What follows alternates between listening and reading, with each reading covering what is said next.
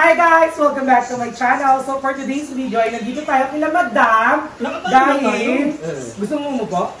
Maganda pagtaka tayo, Madam, kasi para nagluto siya ng carbonara. Ayan, at sakto, dumating din si Mama. So, Mama fresh from Paranaque, andito si Emma. Si Ayala, fresh ang hair color na ngayon dahil kakakulay lang natin sa kanya. Ay! And, yes, di ba itim-itim? Itim ngayon, pero mamaya rin lalabas yung pagka-blue. Piling ko pag may araw. Hindi, basta pa kasi. So, anxiety ako. So, ayan. Matagal na wala yung feeling. Bakit? Sarap! Sarap mo luto ni Madam yung Nakaka-relate na ako. Yan ang yung mali. Yan ang yung mga... Sa umaga na naman gano'n. Ay, gabi pala yun. Sa umaga yung... Hindi pala. Umaga pala. Pero ulaw, may dami siya. Ayun, may Emma? Ayun, may Emma? May ka ba? Tulog ka ba?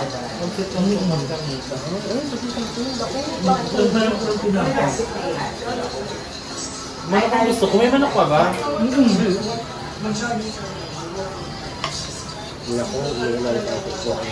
Alam mo na ba kung bakit ako napatakbo dito? Bakit? Wala na si DJ sa back. Kaya?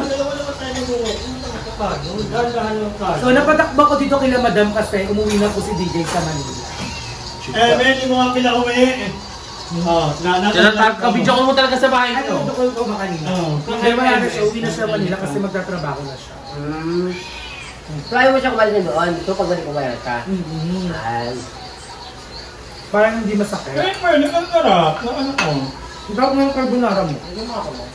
Ay, panoorin niyo itong vlog ko. Masaya yun na. Yung dami nangyari. Ang karne sarap ng luto mo nga. Maanggang yung carbonara, no? Dahil sa century tuna. Ayan na. Ulit. Wala kang pampalata. Yun lang. Kakapaminta. Kasi creamy na yung mismo. Thank you sa akin, guys.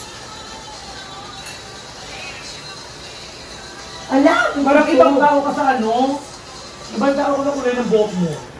Ay, may Q&A tayo. Dahil nagpalit kami ng content ni Darla. Yes. Kay Darla dapat yung luto content eh. Ay, yung akin, Q&A dapat. Madam, tinidortra naman. Ha? Tinidortra pa. Wala ba yan? Wala. Ano nga pa na lang? Saan? Gamit yung lahat? Mahal yung dorta. Wala, hindi ko alam. Meron din yung dapat na. Diyan, nasa gilid ng ano. Huwag mo nagpakakil. Basahin ko yan. Ang na mo. Hindi, luto ng bakat-bakat ha. Ano ba? Galing, ang tanong ay galing kay Jolly Albi. Hi Jolly Albi, na-play naman In yan. fairness talaga si Jolly Alvin, bongga talaga magtanong-tanong yan. Ang first question niya, ano ang mas importante para sa iyo sa potential partner? Ang mga achievements na niya or mga pangarap niya na gusto niyang ma-achieve? Actually, ako for me Ako, go, ikaw muna. ako happy ako kung ang potential partner ko yung may achievement na in life. Pero kung wala naman, okay din sa akin kung alam ko na meron kang mga goals and aspirations in life. Yun naman yung mahalaga, yung you look forward for something. And yung may pangarap, di ba? Pero kung wala naman kang achievement na, okay lang kasi wala pa rin naman ako magkano achievement. Correct. At hindi naman nagiging tama tayo ng achievements ng tao para maging partner mo siya.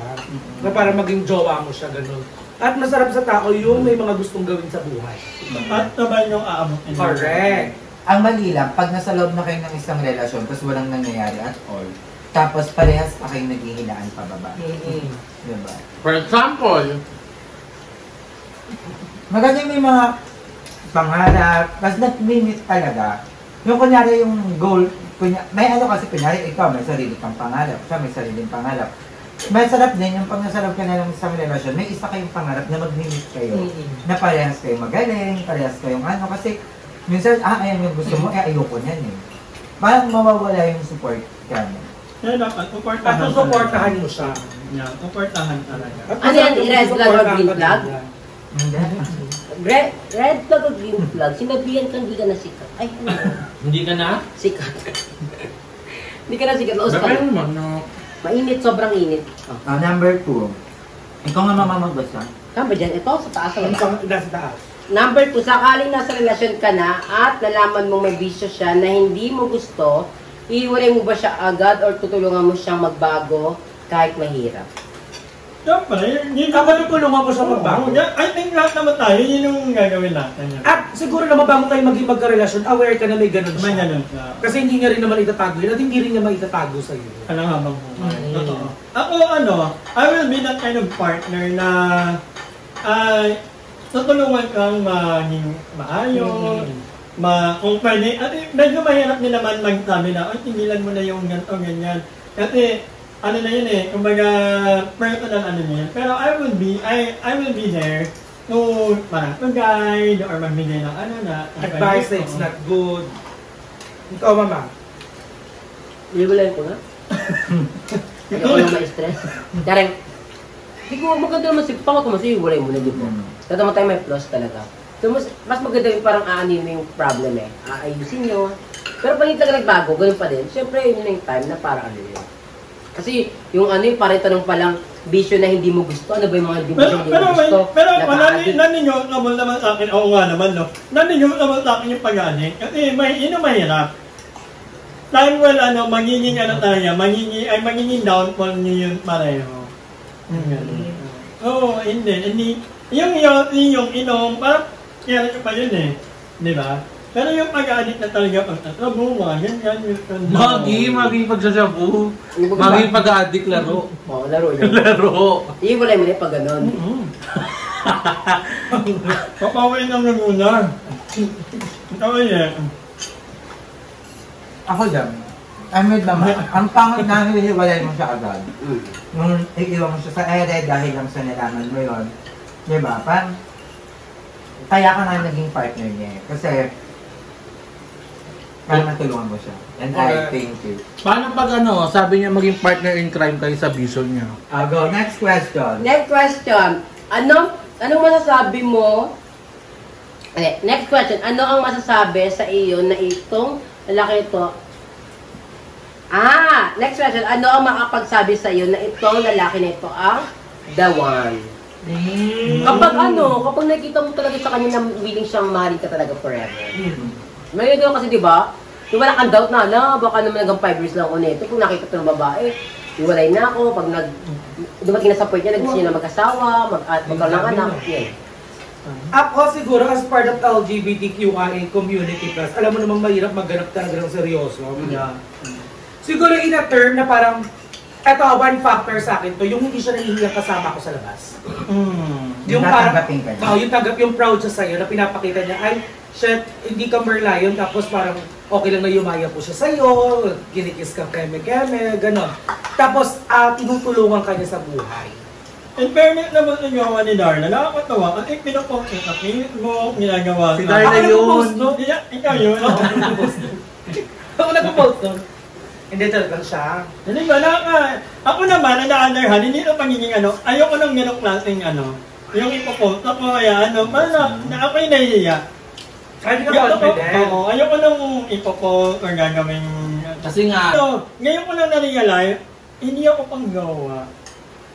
So, ano ka lang? Ayoko nang laging nandiyan, naiinita ako. Lalo na pag walang Ayaw mo ng trabaho.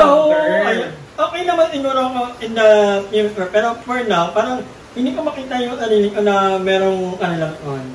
Parang pabigat, parang may ganong feeling ako. For now lang naman, ikaw sabi na forever. Saka parang siya yung magbubuntungan kung pag mag-inip ulo mo. Dito kasi ganito ka, Ang meron ako dito, Kaya naman na yun, maputi, makinis, kaya lang, nainit ng ulo ko din, ayoko lumayan, umuwi, parang hindi ko kaya rin magawa. Ako siguro, makikita, masasabi kong dawan na siya. Ano? Yung aura mo makapunta pala, pinagalitan mo na. Uy, magmakagago puta. Ako masasabi kong dawan na siya, pag kunyari, pag nakikita kong nag-grow kami magkasama. Yung mayroong masaya kami. Merong Yung upgrade. mahal din kami ng mga taong nakapaligid sa amin. Yung walang kukontra sa amin. correct. Walang, alam mo yon, yung mamahalin, hindi lang pagmamahal, kundi pagtanggap din sa isa't isa. Yung gano'n. At support sa Natanggap isa't niya isa. lahat ng hindi maganda sa akin. Yung kahit minsan di ako kamahal-mahal, pero anak Mahal ka na, pa rin. oo, yung ganon.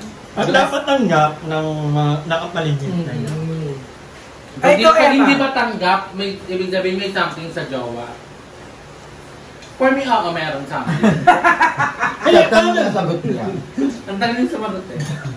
Paano pag yung jowa nyo, hindi matanggap ng mga kaibigan nyo? Basta bali na rin Oo, okay at lang. person, syempre, you yourself, para magpapaisip ka, bakit? Tsaka hindi, parang wala Diba? naman maganda sa kaibigan natin, parang ang kahit Magagalit ano tapos naman galit tayo. tayo. Oo. Balo ka ba? Parang ang isip mo, bakit? Meron tayong ganun. May gusto ka bang parating dito? Oo, may gusto ko bang parating? Gusto mo ba ng ma-title ganon? Wala. Kasi wala naman tayong ganun talaga, na ano. Nagagalit Lahat naman may ang valid reason. reason. Lahat is may reason. Lahat ay may dahilan. Lahat ay may Madam, nagawang gusto mo ito? kasalanan. Mamalabas mo yung chicken ka. Ito may kung galo, puputok Hawakan mo. ko. Puputok yun. Ano kasi ni Emma yung bobo maglagay sa rin puta. Ano ang masasabi mo sa mga parents na hindi tanggap ang kanilang anak na member ng LGBTQI? Fuck you! Oo, dapat anak nyo, tanggapin nyo. May ganun ba? Actually, meron. Marami Maraming Oo, ganun. bakla, sigilan mas. Yun eh. Eh, oo, at hindi mo Tao sa matatag, mundo. oo. At hindi mo matatagay sa mga Kung magulang. anak niya bakla, transgender niya tanggap. Hindi mo maaalis sa mga magulang din na parang sa una, siguro by, Meron pa yung kanina pamilya like, tawag dito? Naranasan mo ba yun? Religious. Naranasan mo Noong ba? una, oo, sa mga tita ko. Hindi ko sila masisisi. Yun, yung religious kasi yung mga tita ko. Parang sabi kasi, mas mukha kang lalaki ng lalaki. Hindi experience kasi noon nga kasi na mga born again Christian sila. Ah. Pero yung parents ko, tanggap. Sila kasi as my tita in Kembular na talagang born again Christian. Kaya ako talagang ng pakinggan. Ine-educate nila ako na parang, oh, ayan, ganyan ang pagiging ganito, yung pagiging ganyan. Ito ay mapupunta kayo sa ganito. Tapos parang ako, syempre, hindi ko naman mapipigilan na ibata na ako. Tapos nung tumanda ako, sabi ko, ha? Bakit parang hindi naman? Wala naman nakasulat na ganun sa akin eh. Ay, may nakasulat. Meron, hindi ka lang nagbabasa na.